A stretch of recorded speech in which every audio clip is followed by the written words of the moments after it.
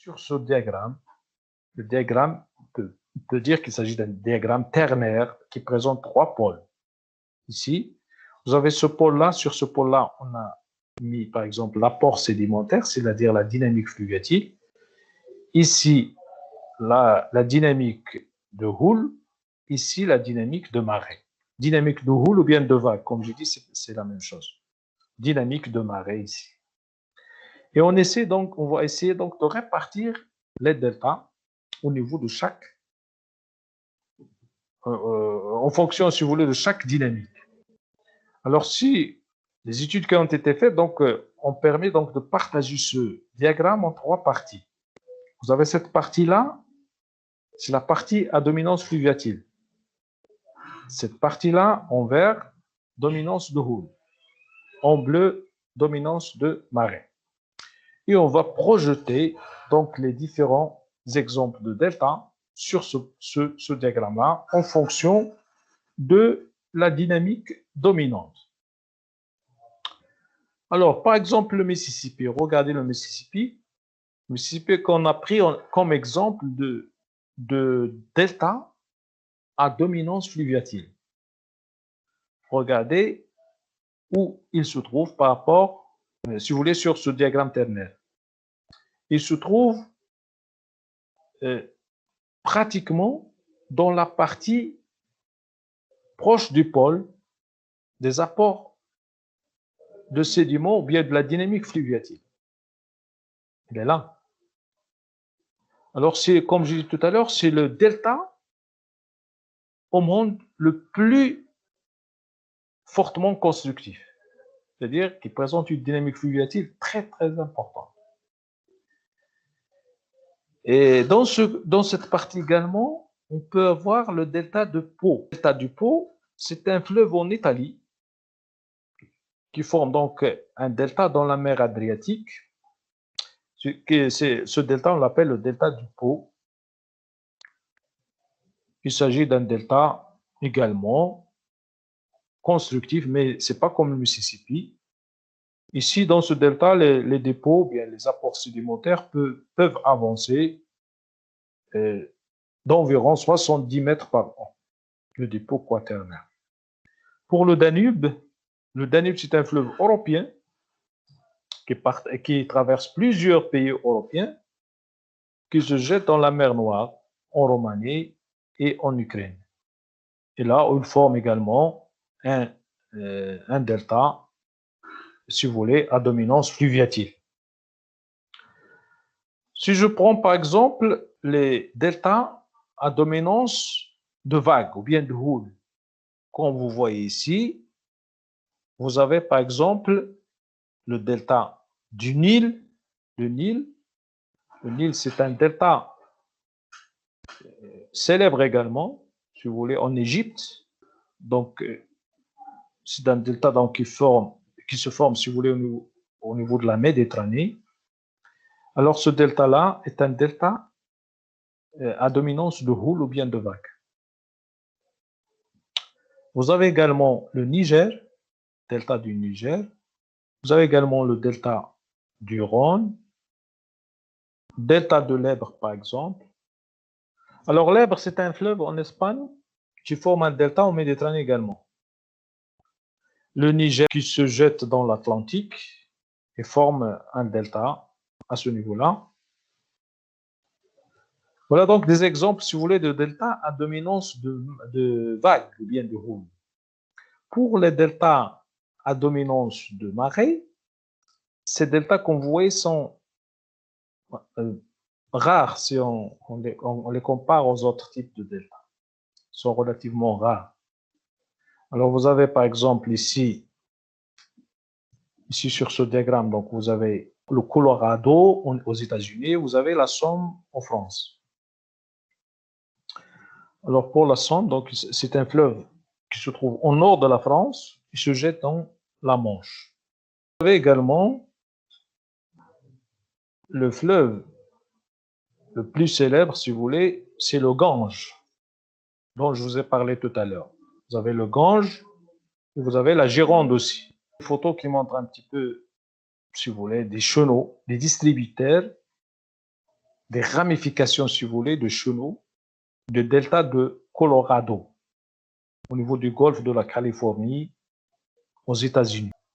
Donc, après avoir vu la classification des deltas, maintenant, on va essayer de voir les faciès. Les faciès deltaïques. Bien sûr, tout à l'heure, on a parlé des parties morphologiques d'un delta. Alors, bien sûr, ces parties-là, chaque partie va être caractérisée par un faciès particulier. Alors, ici, vous avez une coupe longitudinale dans un delta, avec les différents faciès, c'est-à-dire qui montrent la répartition des faciès le long du delta. On peut voir les différentes, on peut voir voilà, les différentes parties du delta ici. Vous avez la plaine deltaïque, vous avez le front deltaïque ici, vous avez le pro-delta. Mais ici, on a ajouté les faciès. On a ajouté donc les différents faciès qui forment ces parties ou bien qui se déposent dans ces parties. Alors, regardez la profondeur ici du delta.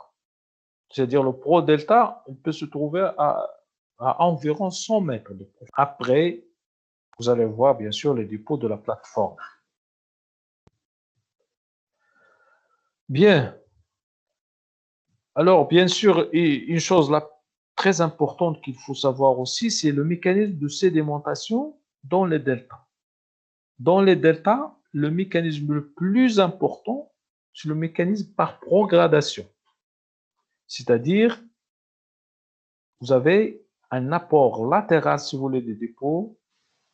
Et ça, donc, on l'avait expliqué quand on a parlé des mécanismes de sédimentation. On a expliqué comment se fait le mécanisme de progradation, ou bien l'accrétion latérale, ce qu'on avait appelé l'accrétion latérale. Donc, les dépôts viennent latéralement, transportés latéralement, et vont se déposer au fur et à mesure sous forme de prisme, de l'extérieur vers l'intérieur, si vous voulez, de la dépression. Et bien sûr, et on va, quand on a donc cette accrétion latérale, on va avoir, si vous voulez, les lignes temps qui vont limiter nos prismes et les lignes de faciès qui vont limiter les différents faciès horizontalement, si vous voulez, ou bien latéralement.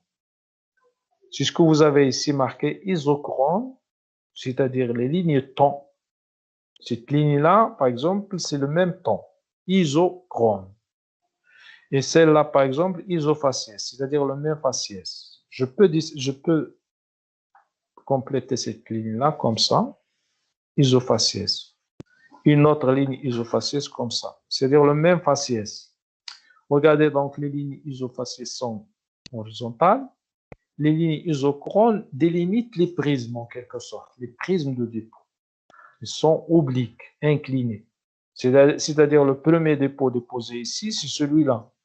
Le deuxième, c'est celui-là. C'est exactement ce que je vous ai expliqué quand on a parlé de la progradation latérale ou bien la création latérale des dépôts. Donc, l'âge des dépôts, donc ici, vous avez les dépôts les plus anciens et les dépôts les plus récents. Voilà, donc c'est pour avoir une idée sur ce qu'on appelle isofaciès, isochrone. Alors, revenons maintenant au dépôt, au faciès deltaïque. Alors, au niveau de la plaine deltaïque, qu'est-ce qu'on a? On va voir ici, il peut y avoir l'influence, si vous voulez, des courants de marée au niveau de cette plaine deltaïque. Marée haute, marée basse, surtout pendant la marée haute. Bien pleine mer, ce qu'on avait appelé tout à l'heure pleine mer. Donc, il peut y avoir des faciès liés à ces courants de marée. Des bouts, des vases, des argiles, etc. C'est-à-dire des pots fins, surtout au niveau des zones interdistributaires, ou bien interchenaux. Par contre, dans les chenaux, vont se déposer surtout des barres sableuses, égalées. Donc, c'est grossier. Dans les chenaux qu'on vous voit ici, on va avoir des dépôts grossiers, c'est surtout des sables et des galets, par exemple. Tandis que dans les zones interdistributaires, comme je viens de l'expliquer, ou bien interchenaux, il va y avoir des limons et des argiles, de la vase, de la boue, etc., parfois même riches en matière organique. Tout à l'heure, souvenez-vous bien, tout à l'heure, on a vu donc une photo qui montre donc ces zones, bien ces zones marécageuses. Il y a donc la végétation, il y a des organismes, il y a donc des dépôts fins, bien des limons, des argiles, et donc ils peuvent être le siège donc d'une riche matière organique, si vous voulez. Surtout quand on est sous climat humide. Mais si le climat est sec ou bien chaud, en principe, il va y avoir une forte évaporation de l'eau, et donc il faut s'attendre à trouver donc des roches évaporiques, des minéraux de roches évaporiques dans les sédiments. Voilà d'une manière générale, si vous voulez, bien d'une manière très simplifiée, les dépôts de la plaine deltaïque, si vous voulez. Donc, il faut s'attendre à trouver deux types deux types de dépôts, si vous voulez. Deux classes, si vous voulez, de dépôts. Les dépôts grossiers, sable égalé, dans les chenaux. Au niveau des zones interdistributeurs, vous allez trouver, il faut s'attendre à trouver des dépôts fins, les limons et les argiles. Parfois riches en matière organique, parfois avec des minéraux de roche évaporique. Ça dépend donc du climat, ça dépend donc de est-ce qu'on est sous un climat chaud, sec, aride, qui permet donc l'évaporation de l'eau, ou bien si on est sous un climat humide, donc il peut contribuer, ou bien il peut, si vous voulez, engendrer surtout le développement des organismes qui vont donner après la matière organique, si vous voulez, qu'on va trouver dans la boue et la base. Pour le front deltaïque maintenant. Le front deltaïque, comme vous voyez ici, il est généralement formé par des barres sableuses. Des barres sableuses parallèles à la côte et constituent une plage ou un cordon isolant les lagunes, par exemple. Peut former des cordons qui isolent des lagunes, c'est-à-dire des milieux lagunaires. Mais comme vous voyez ici, c'est des barres de sable parallèles entre elles, qui progradent, bien sûr, vers le large. Les barres sableuses également peuvent former des îles allongées séparant les chenaux tidaux. Ils peuvent former des îles, ici, par exemple, qui séparent, si vous voulez, les chenaux tidaux, c'est-à-dire les chenaux de marais. Les chenaux de marais. Et généralement ici, il faut s'attendre à trouver dans ces barres-là sableuses un litage oblique et bidirectionnel. En quelque sorte, c'est des stratifications entrecroisées, bidirectionnelles, c'est-à-dire ils présentent deux directions. C'est-à-dire, les deux directions-là, c'est pour matérialiser, si vous voulez, le va-et-vient du courant de marée. Le courant de marée, montée, descente, donc on peut avoir un étage donc entrecroisé en quelque sorte. C'est le cas du Gange, par exemple, en Inde. On peut trouver donc ces barres de sable qui présentent, si vous voulez, un laitage bidirectionnel. Voilà donc pour le front du delta. Le pro-delta, comme on a dit tout à l'heure, c'est la zone la plus profonde du delta. Elle est généralement sous l'eau. Donc, puisqu'il s'agit donc de la zone la plus profonde, la zone distale du delta, il faut s'attendre à trouver des sédiments fins. C'est de la vase, c'est de la boue, qui sont généralement bioturbés. Bioturbés, ils peuvent être riches en matière organique d'origine continentale. Vous connaissez qu'est-ce que ça veut dire bioturbé? Bioturbé, c'est-à-dire, dans ces sédiments-là, on trouve généralement les traces d'activité d'organismes. C'est ce qu'on appelle la bioturbation. Traces d'activité d'organismes. Par exemple, les traces de déplacement, les traces d'habitat, ce qu'on appelle la bioturbation. La bioturbation du dépôt. Et peuvent être très riches en matière organique, comme je viens de le dire, et la matière organique d'origine continentale. Pourquoi je dis ça? Parce que dans certains deltas, cette matière organique-là, il peut évoluer pour former des hydrocarbures. Des hydrocarbures avec d'énormes quantités, si vous voulez,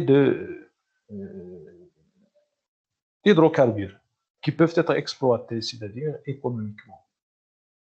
C'est le cas je pense, c'est le cas du delta du Niger.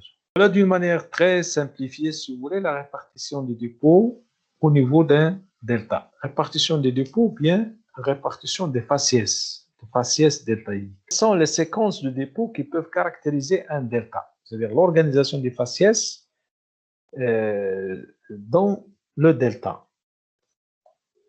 Alors, comme vous voyez ici, vous avez donc un bloc diagramme qui montre un delta. Vous avez ici le milieu fluviatile, ici, le fleuve, ici de ce côté-là. Ici, vous avez la plaine deltaïque, ici, avec des chenaux très, très ramifiés, ou bien des distributaires. Et ici, vous avez le front deltaïque, avec les barres de sable. Et ici, vous avez le pro-delta, avec des dépôts très fins, vases, boue, etc. Alors, si on regarde l'hydrodynamisme verticalement dans le delta, alors, automatiquement, au niveau de la zone distale, on va trouver un hydrodynamisme faible. C'est-à-dire, on va trouver une zone calme. Il est vers le large, pro-delta, calme. Et quand on monte vers la surface de l'eau, on va avoir l'agitation de l'eau. Il va y avoir les vagues, il va y avoir la marée, etc., etc. Donc, verticalement comme ça, l'hydrodynamisme, il est fort à la surface et faible en profondeur. La même chose latéralement. Si je regarde l'hydrodynamisme latéralement, l'hydrodynamisme, il est fort du côté du continent, faible du côté marin, côté de la mer. Parce qu'ici, côté du continent, on est du côté donc du domaine fluviatile. Domaine fluviatile, ici, il peut présenter un hydrodynamisme fort. Puis, ça diminue latéralement vers le large. Si je regarde le granoclassement, la même chose. Grossier du côté du continent, fin du côté du large. Et plus particulièrement dans les chenaux. Les chenaux, on peut avoir des pots de chenaux grossiers du côté du large, du côté du continent, et fin du côté du large. Alors ici, donc on considère uniquement donc le profil, c'est-à-dire à partir du domaine fluviatile, on passe par la plaine deltaïque et on arrive sur le front du delta. Alors, si on examine les dépôts maintenant, les faciès, si on prend cette section-là, la section verticale de la base au sommet, c'est-à-dire du pro-delta jusqu'ici, ici on a considéré une séquence, si vous voulez, jusqu'au front deltaïque, c'est-à-dire on n'a pas représenté la plaine deltaïque. Donc, on va considérer cette séquence-là. Mais avant de parler de la séquence, regardez les dépôts. Comme j'ai expliqué tout à l'heure, elles forment des prismes. Premier prisme, deuxième, troisième, etc. avec des surfaces isochrones. Limite ces prismes-là, c'est-à-dire les surfaces isochrones, c'est-à-dire les surfaces de même âge. Si je regarde également la répartition des dépôts, c'est marqué ici. Vous avez la vase ici, avec quelques barres de sable. Regardez ici, les barres de sable. Et ici, vous avez carrément du sable. Alors, si je prends la séquence verticalement, c'est ce qui est représenté ici. Vous avez la vase, les vases, ce qui est gris, avec quelques barres de sable fin. Puis vous avez un peu de vase et beaucoup de sable. Puis vous avez sable et barres sableuses. Que du sable et des barres sableuses. Alors, qu'est-ce qu'on remarque ici d'un point de vue granoclassement? La même chose ici. Vous avez fin à la base grossit au sommet. Donc, il s'agit d'un granoclassement croissant vers le haut. Croissant vers le haut, c'est-à-dire un granoclassement en quelque sorte, on peut dire négatif, bien inverse. L'épaisseur des barres augmente de la base vers le sommet. On peut parler également de ce qu'on appelle une stratocroissante, c'est-à-dire l'épaisseur des bancs, bien des barres de sable en bas est plus petite. Alors que quand on monte vers le front deltaïque, les barres de sable deviennent épaisses. Épaisses. Donc, épais ici et peu épais ici à la base. On parle donc d'une stratocroissance. C'est-à-dire l'épaisseur des strates augmente de la base vers le sommet. Voilà donc les caractéristiques d'une séquence, si vous voulez, deltaïque. C'est une séquence granodécroissante et stratocroissante. Je répète encore ici, on peut ajouter la plaine deltaïque au niveau de la séquence. C'est-à-dire en haut ici, je peux ajouter des chenaux, de grands chenaux, avec un granoclassement normal, et des argiles ou bien de la base dans la zone interchenaux, bien interdistributeur. D'accord? Ici, la séquence, je répète encore, la séquence, vous l'avez uniquement dans le pro-delta et le front deltaïque. D'une manière générale, c'est une séquence formée par progradation. Il s'agit d'une séquence de progradation granocroissante, stratocroissante. Grano et stratocroissante. Alors ici, vous avez l'échelle, si vous voulez, pour avoir une idée sur l'échelle, l'épaisseur des dépôts. Ici, vous avez également la profondeur, donc vous avez 0 ici, on peut aller jusqu'à 40, 100 mètres, comme j'ai dit tout à l'heure. Voilà d'une manière, si vous voulez, très simplifiée, un exemple, si vous voulez, de séquence de dépôt deltaïque.